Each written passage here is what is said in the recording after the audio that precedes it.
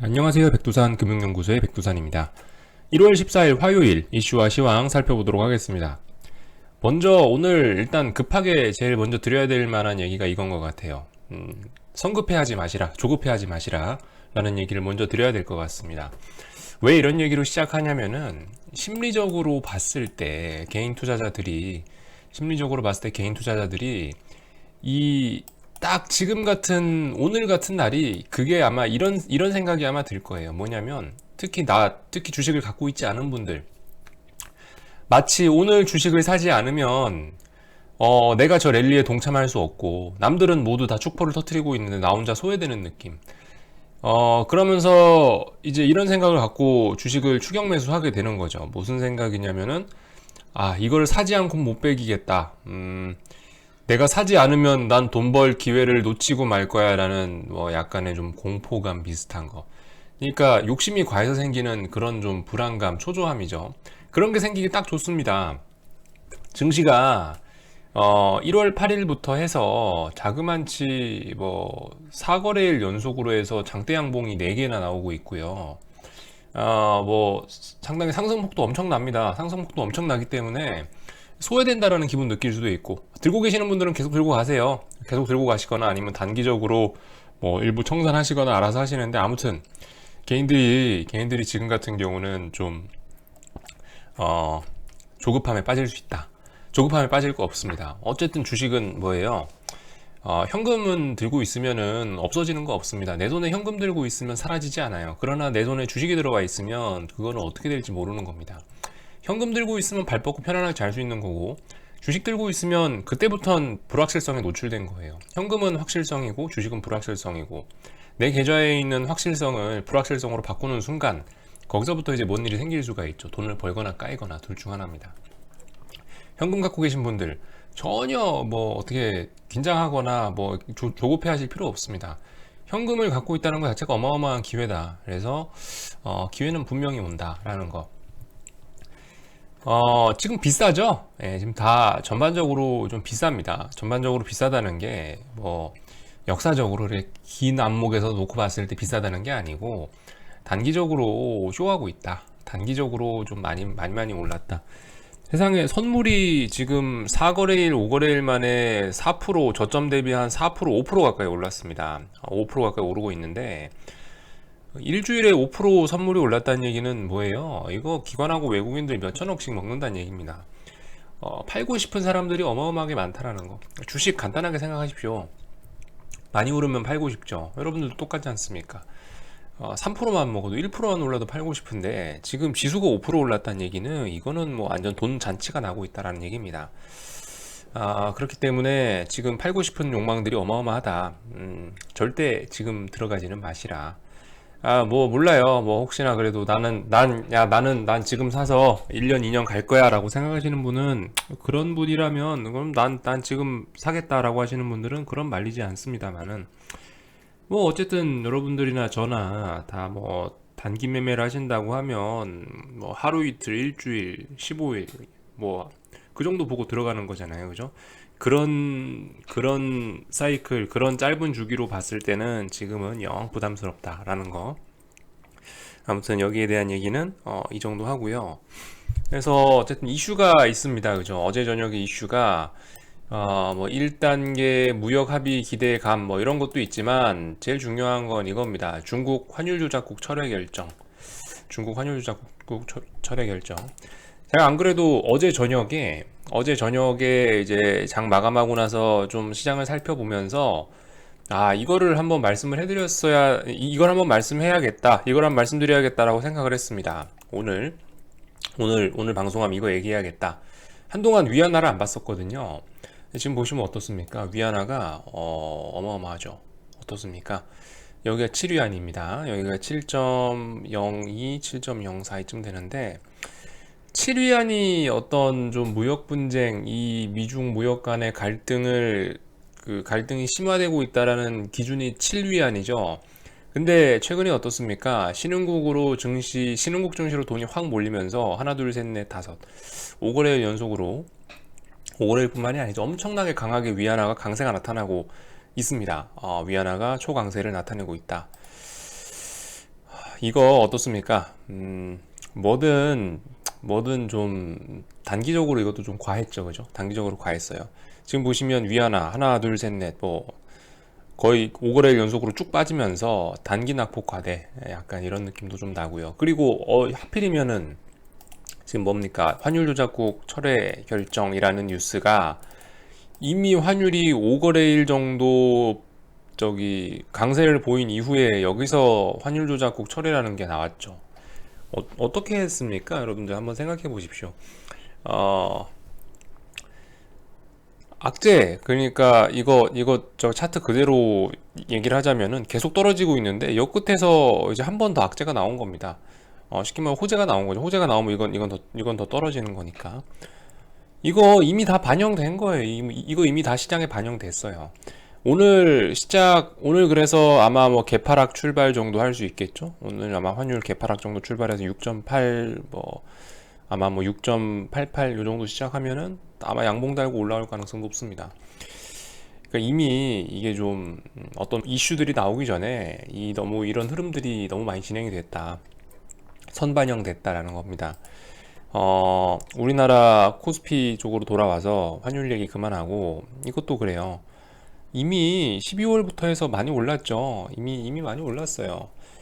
지금 그러니까 어떤 상황이냐면은 원래 1월 초에 조정이 나오는 걸 기대를 했었는데 하필이면 1월 초에 이란하고 미국이 싸운다라는 그 전쟁 관련 소식 때문에 인위적으로 좀 눌림이 발생했고 인위적으로 눌림이 발생하니까 야 한 번 더 해먹자, 한 번 더 주식 띵가 먹고 조정은 좀 미루자라는 쪽으로 합의가 됐는지. 그래서 어쨌든 이란과의 전쟁이란 이슈 때문에 눌림목이 만들어졌고 눌림목이 나오면 더 튀어오르죠. 그래서 지금 더 튀어 올랐습니다. 이런 상황이에요. 그 전쟁이라는 이슈가 껴서 원래 가만히 있었으면 그냥 슬슬 흘러내릴 건데 빨리 조정 나왔을 건데 이란이란 전쟁이 과도하게 단기적으로 주가를 눌러가지고 이게 오히려 스프링의 역할을 해서 지금 튀어 올라간 이런 현상입니다. 어쨌든 뭐 일단 주식이 많이 오르고 있다는 것 자체는 긍정적입니다. 작년만 해도 이런 수급은 기대할 수가 없었죠. 작년만 해도 이런 탄력은 기대할 수 없었어요. 근데 뭐예요? 이런 점들 여러분들 잘 보시면서 느껴야 됩니다. 주식이 이렇게 강하게 오르는구나. 올해 굉장히 좋을 것이다 라는 어떤 실마리를 주는 거이기도 합니다. 저게. 그러나 어쨌든 단기적으로는 그 이란과 전쟁이란 이슈로 눌림목 주고 지금 튀어오르는 건데 너무 좀 건전하지 못하게 올라가고 있다. 결국 이렇게 올라가면 뭐 떨어집니다. 기다려 보세요. 저는 뭐 어쨌든 계속 기다릴 겁니다. 현금이 어디 도망가는 게 아니기 때문에 계속 기다릴 거고 여전히 똑같이 봐요. 12일 날 요 자리 해결하지 못했기 때문에 다시 요 자리 볼 가능성 여전히 열어놓고 있습니다. 증시 3거래일 동안 부담스러운 상태에서 추가로 이 자리에서 호재가 떠버려가지고 갭상승했기 때문에 이거는 사실상 뭐 저는 이제 더 이상 뭐 올라가는 거 힘들지 않겠냐라는 생각으로 일단 지켜보고 있습니다. 다 선반영 시켰다. 예. 그러니까 정말 시장이 신기한 거죠. 어떻게 뭐 환율 조작국 철회가 될 줄 알고 이렇게 미리 코스피를 띄워놨냐 이거죠. 정말 신기합니다. 그래서 이미 호재가 나온 뒤에는 들어가 봐야 재미가 없을 가능성이 높아요. 오늘 같은 날도 조심하세요. 갭 상승하고 나면 제일 먹거리가 없습니다. 갭 상승한 날이 제일 위험해요. 갭 하락을 해야 그나마 뭐 단타든 뭐든 해먹는데 갭 상승으로 출발하면 일단 위험해집니다. 일단 모든 종목이 다 떠 있다. 모든 종목이 떠 있으면 단기로 들어가도 위험하고 뭐 하여튼 기회의 폭이 좀 줄어드는 거죠. 자, 아무튼 뭐 시장 얘기는 여기 정도 하면 될 것 같고요. S&P 나스닥 그죠? S&P 나스닥 보시면은 잘 올라가고 있습니다. 매일매일 신고가. 미국 빠지기 쉽지 않다. 단지 미국은 이제 좀 약간 단기 과열, 미국이 굳이 조정이 나온다면 단기 과열 이런 걸로 인해서 좀 조정이 나올 수가 있을 것 같다라는 거. 확실히 안전자산 쪽은 끝난 거라고 보셔야 됩니다. 이제 안전자산 쪽은 끝났다. 네. 저기 신면물 채권 이런 거 보십시오. 돈이 전혀 안 들어옵니다. 이제 위험자산 랠리로 가는 겁니다. 2년간 무려 2년간의 안전자산 랠리는 끝났다. 18년, 19년 2년간의 안전자산 랠리는 이제 끝났다라고 보시면 됩니다. 보시면 자꾸 신면물 채권 같은 거 보시면 자꾸 저항을 만들어내고 있죠. 자꾸 저항 만들어내고 있고 금은 안전자산으로 보시면 안 된다라는 거. 금은 이제 달러화의 반대 자산으로, 달러 반대 원자재로 그냥 보시면 된다라는 거. 아무튼 뭐 그래서 TVIX나 이런 게 좀 과하게 좀 오버하고 있다라는 거, 이런 점들 잘 봐놓으십시오. 그 말씀드렸죠. 이 뭐든지 기울기가 차분하게 빠져야 되는데, 차분하게 이런 식으로 쭉 빠져야 되는데, 근데 이 차분하게 빠지던 게 기울기가 급해지면 이런 반등도 튀어나올 수 있다. 지금 보시면 이렇게 쭉 빠지던 게 기울기가 가팔라지고 있죠. 누가 봐도 기울기가 가팔라지고 있다. 요렇게 빠지는 게 제일 안정적인 각도인데 기울기가 더 가팔라졌다라는 거. 일단은 뭐 요렇다고 해서 당장 내일 지수에 하락이 나오고 TVIX가 튀어오른다는 얘기는 아니지만 주의해야 된다. 주의해야 된다는 거. 풋옵션의 단기 낙폭 과대, 뭐 이런 정도의 생각을 할 수가 있겠습니다. 실제로 사실 이제 그 풋옵션 쪽이 아니고 이제 좀 콜옵션 쪽이 좀 조금 또 뭐 일부 정고점을 넘어가는 친구들도 있고, 하여튼 좀 한 번쯤 주의할 때인 것 같긴 합니다. 콜옵션의 프리미엄도 좀 많이 좀 붙은 것 같고, 아무튼 좀 주의하자. 신규로 들어가실 분들은 현금 들고 있으면 없어지는 거 없으니까 현금 들고 좀 기다리자. 오늘 같은 날 좀 오늘 같은 날 좀 주의하시는 게 좋겠다. 마음 좀 잘 추스리셔라. 이런 말씀 드리면 될 것 같아요. 이 얘기를 어차피 한 김에 계속 얘기하겠습니다. 국제유가하고 저 2차 전지와 관련된 언급 조금만 하고 마치겠습니다. 제가 여러분들 이거 잘 보셔야 되겠습니다. 국제유가도 잘 보고 있는데, 국제유가도 이거 변동성 워낙 좋거든요. 그래서 이것도 한 번쯤 기회가 온다면 한번 해먹어야지 라는 생각이 있습니다. 이것도 한번 매매의 찬스로 ETF 이용해서 매매 한번 해볼까 기다리고 있는데, 그 오늘같이 이렇게 조바심 나는 분들, 현금 들고 야 나 못 샀는데 주식이 올라, 이런 분들 여기 크루드 오일 같은 거 한번 보십시오. 오르는데 얼마나 걸렸어요? 오르는데 한 달 반 걸렸는데 떨어지는 건 4거래일 만에 떨어졌습니다. 이런 일 주식에도 충분히 생길 수 있다라는 거. 그래서 기다리면 기회 온다는 겁니다. 근데 어쨌든 이제 국제유가는 조금씩 그 제가 원하는 가격대로 내려오고 있고, 이 어쨌든 매수가 제일 힘들죠, 그죠? 매수가 제일 힘듭니다. 어쨌든 지금은 근데 기다려야 될 것 같아요. 이 뭐든 좀 투매 미스무리한 게 좀 나와야 되는데, 일단은 위쪽으로 오버슈팅은 누가 봐도 일단 나온 것 같고, 4거래일이나 지났는데 이런 모양인 거 보니까 1월 8일 날 오버슈팅이었던 거, 이건 나온 것 같고, 자 그렇다면 아마 언더슈팅, 아래 꼬리가 뭐 길게 나오거나 여기 언저리에서 그런 기회를 이제 기다려보면 되지 않을까 싶습니다. 이때도 한번 보시면 되죠. 이때 국제유가 63달러 갔을 때, 요때 이란이 저기 두바이에 드론 테러 난 날 오버슈팅, 그리고 10월 3일 날 아래 꼬리 길게 달린 어떤 언더슈팅, 좀 약간 투매의 흔적, 이걸 투매라 할 수는 없지만 뭐 어쨌든 작은 투매, 이러한 흔적들, 이런 것들, 이런 사인이 나올 때까지 기다려야 되겠습니다. 그죠? 근데 그게 뭐 멀지는 않은 것 같다라는 거. 그래서 국제유가를 좀 보고 있습니다. 국제유가 좀 보고 있고요. 어제 그리고 좀 뭐 주식 할 만한 게 뭐가 있나 또 좀 찾아봤거든요. 솔직히 5G 이런 것도 좀 좋아 보이고, 2차 전지 이런 것도 좀 좋아 보이고 해서 지금 이제 제가 매매하려고 정해놓은 종목이 원래 한 3개, 4개밖에 안 됐는데 좀 몇 가지 좀 풀을 넓혀보자. 그 괜찮은 친구들이라고 모아놓은 제 풀이 있는데, 그게 이제 삼성전자, 하이닉스, 뭐 TCK니 뭐 몇몇 종목 해서 한 3, 4개만 모아놨었는데 너무 풀이 작은 것 같아서 좀 몇몇 친구들을 좀 거기 풀에 더 집어넣어야겠다, 괜찮은 종목 풀에 더 집어넣어야겠다라 생각해서 어제 좀 찾아봤는데 2차전지 쪽이 좀 눈에 띄는 것 같더라고요.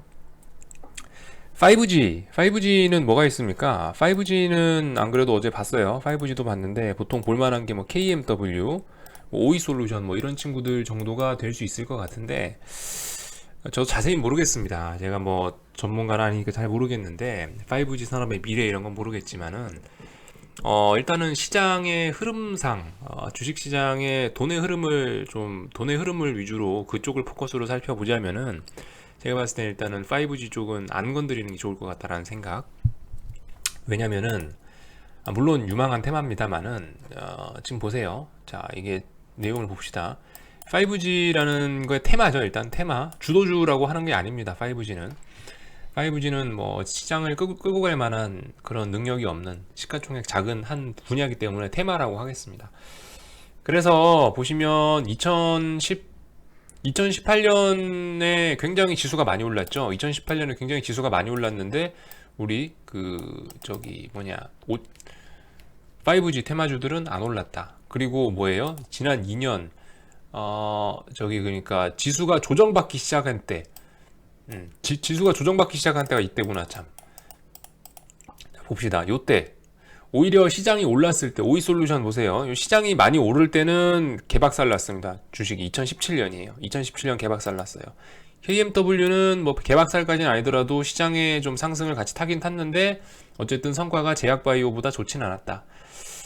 근데 이제 시장이 조정받기 시작한 게 18년, 19년인데 지난 2년 동안 오이솔루션하고 KMW가 굉장히 많이 올랐다는 거죠.